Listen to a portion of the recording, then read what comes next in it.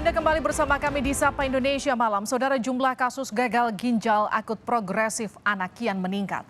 206 kasus dilaporkan terjadi di 20 provinsi. 99 anak meninggal dunia. Tingkat kematian akibat penyakit gagal ginjal akut progresif pada anak kian bertambah.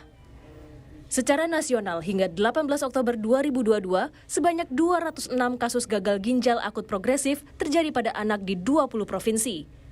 Dari ratusan kasus itu, ada 99 kasus kematian pada anak. Di Medan, Sumatera Utara, 12 anak mengidap gagal ginjal akut progresif, 7 diantaranya meninggal. Dinas Kesehatan Sumatera Utara telah melaksanakan survei epidemiologi untuk menelusuri penyebab penyakit. Di Padang, Sumatera Barat, 22 anak diduga mengalami gagal ginjal akut. Dari 22 kasus, 12 diantaranya meninggal dunia. Pasien anak kini dirawat di sejumlah rumah sakit, diantaranya RSUP M. Jamil, RSUD Mentawai, dan RSUD Kota Padang. Sementara itu, 26 kasus gagal ginjal akut progresif ditemukan. Sebagian besar pasien kini dirawat di Rumah Sakit Umum Daerah Zainal Abidin, Banda Aceh. Kementerian Kesehatan menemukan 3 zat kimia berbahaya yang terdeteksi pada pasien gagal ginjal akut anak,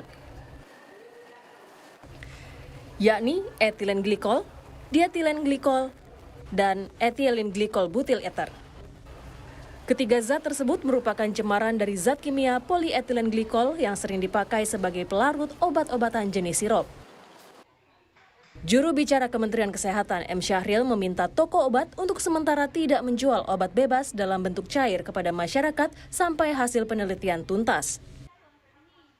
Pemeriksaan yang dilakukan terhadap sisa sampel obat yang dikonsumsi oleh pasien, ya, sementara ini ditemukan jejak senyawa yang berpotensi mengakibatkan gangguan ginjal akut progresif atipikal ini. Nah, saat ini Kementerian Kesehatan dan Badan POM masih terus menelusuri dan meneliti secara komprehensif termasuk kemungkinan faktor risiko yang lainnya. Seluruh apotek untuk sementara, saya ulangi, untuk sementara tidak menjual obat bebas dan atau bebas terbatas dalam bentuk cair atau sirup kepada masyarakat sampai hasil penelusuran dan penelitian yang dilakukan oleh Kementerian Kesehatan dan Badan POM ini tuntas. Ketua Ikatan Dokter Anak Indonesia (IDAI), Pimprim Basarah, juga meminta tenaga kesehatan dapat mengganti meresepkan obat yang diduga mengandung zat berbahaya. Tenaga kesehatan dapat meresepkan obat pengganti yang tidak terdapat dalam daftar dugaan obat terkontaminasi atau dengan jenis sediaan lain seperti suppositoria yang dimasukkan ke dalam anus, atau dapat mengganti dengan obat puyer dalam bentuk tunggal atau monoterapi. Gejala gangguan gagal ginjal akut pada anak kebanyakan menyerang anak usia 6 bulan hingga 18 tahun. Kasus ini paling banyak terjadi pada anak balita. Gejala awal penyakit ini berupa infeksi saluran cerna dan gejala ISPA seperti demam, batuk, pilek, sakit kepala, dan diare. Demam terjadi 7 hingga 14 hari. Warna urin berubah kecoklatan dan volume urin berkurang. Seluruh pasien anak yang dinyatakan gagal ginjal akut mengalami gejala yang sama seperti demam, batuk, diare dengan kondisi sulit buang air kecil. Sebagai bentuk kewaspadaan, Kemenkes mengimbau masyarakat untuk tidak mengonsumsi obat berbentuk cair atau sirup, termasuk obat parasetamol. Tim Liputan, Kompas TV. Saudara, Rumah Sakit Cipto Mangunkusumo RSCM Jakarta dari Januari hingga kini merawat 49 pasien anak penyakit gagal ginjal akut. 31 anak diantaranya meninggal dunia. Dari 49 pasien gagal ginjal akut yang dirawat di RSCM Jakarta, 63% diantaranya atau 31% meninggal dunia. Direktur Utama RSCM, Lisdina Liastuti mengatakan, pasien gagal ginjal akut yang dirawat di RSCM sebagian besar dalam kondisi yang sudah parah. Terkait kasus gagal ginjal akut, para orang tua dihimbau hati-hati dalam memberikan obat pada anak. Jadi kondisinya saat ini yang sudah masuk ke RSCM dari Januari sampai hari ini adalah 49 anak dengan gagal ginjal akut. Yang masih dirawat ada 11 sekarang, 10 masih di PICU terapi pediatrik ICU, dan yang satu sekarang masih di IGD, belum masuk ke ruangan karena baru masuk. Bayangkan, lebih dari 50%, kan? Jadi yang hidup, yang pulang cuma 7 orang. Nah, masyarakat perlu diberikan edukasi bahwa kasus ini ada. Jadi artinya mereka harus hati-hati. Kalau ada anak demam, jangan langsung ngasih obat. Ya kan? Kan kita masih mencoba untuk bagaimana memberikan cairan yang cukup, melakukan kompres. Jadi pemberian obat harus hati-hati, harus ke dokter untuk dipilihkan apa yang perlu saja. Jumlah kematian anak akibat gagal ginjal akut hingga 18 Oktober telah mencapai 99 jiwa. Dari jumlah tersebut 31 orang yang meninggal sempat dirawat di Rumah Sakit Cipto Mangunkusumo atau RSCM Jakarta. Apa yang menjadi faktor penyebabnya dan bagaimana penanganannya? Kita akan berbincang dengan Dirut RSCM Lisdina Liastuti. Bu Lis, selamat malam. Selamat malam, Mbak Livi. Bu Lis, 31 pasien anak yang meninggal akibat gagal ginjal akut di RSCM ini sempat dirawat di RSCM dari 31 anak ini. Ini gejalanya seperti apa dan bagaimana kemudian kondisi mereka ketika dilarikan ke rumah sakit? Terima kasih banyak. Jadi kami ini posisinya adalah sebagai rumah sakit rujukan nasional. Sehingga kami mendapatkan rujukan dari beberapa rumah sakit dan juga puskesmas masuk ke RSCM. Dengan variasi pasien itu dari umur 8 bulan sampai 8 tahun. Semua masuk dalam kondisi keadaan gagal ginjal di mana sudah tidak bisa mengeluarkan urin. Jadi sudah dalam kondisi yang cukup berat. Bu Lis, ini biasanya orang tua mencermati anaknya apakah ia bisa buang air kecil, mengeluarkan urin, meskipun misalnya dalam jumlah kecil. Ini apa tandanya anak tersebut harus dilarikan ke rumah sakit? Apakah kemudian dari jumlahnya, volumenya yang sudah sedikit harus langsung dilarikan ke rumah sakit? Atau tunggu dulu sampai tidak bisa mengeluarkan urin? Oh gini, jadi sebetulnya kenapa disebut sebagai gagal ginjal akut progresif? Karena ini memang penyakitnya berjalan dengan sangat cepat. Oke. Gejalanya memang mungkin awalnya orang tua akan mengenal sebagai gejala demam biasa. Kemudian dibawa ke dokter, barangkali atau mungkin orang tua memberikan obat. Nah, dalam perjalanan ternyata dengan cepat, anak-anak yang kami diagnosis gagal ginjal akut progresif ini bukan hanya tidak bisa kencing, tidak ada urin lagi, tapi mulai seperti tidak letargi ya, lemas dan banyak mengantuk, seperti kesadarannya menurun. Jadi sudah tidak lincah lagi dan kemudian dia sudah dalam kondisi akhirnya kesadarannya menurun. Demikian. Jadi datang ke kami mungkin sudah dilakukan pengobatan sebelumnya atau sudah masuk rumah sakit sebelumnya. Jadi kita tidak melihat yang masih agak bagus gitu ya. Jadi memang pada saat mereka datang sudah dalam kondisi gagal ginjal akut.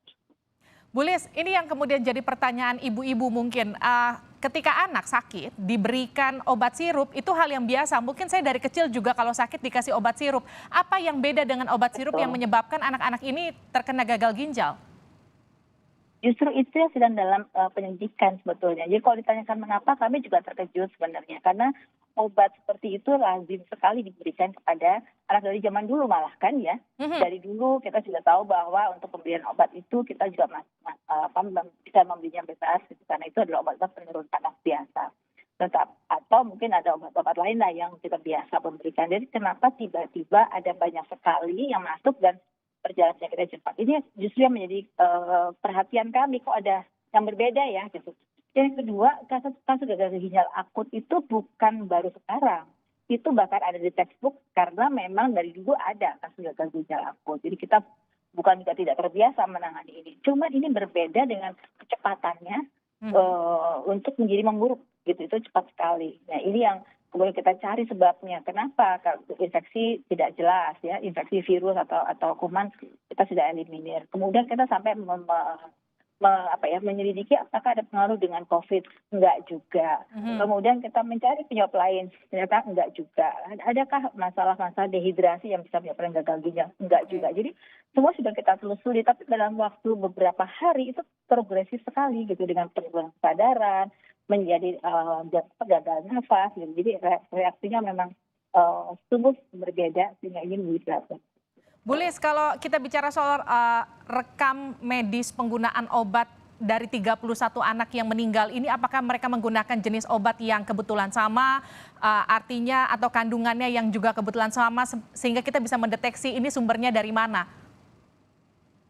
Gini, karena kan kami pertama hanya memikirkan sebab-sebab yang biasa ada di dalam kemungkinan penyakit gagal ginjal akut seperti infeksi dan lain, kita penyelidikannya ke sana.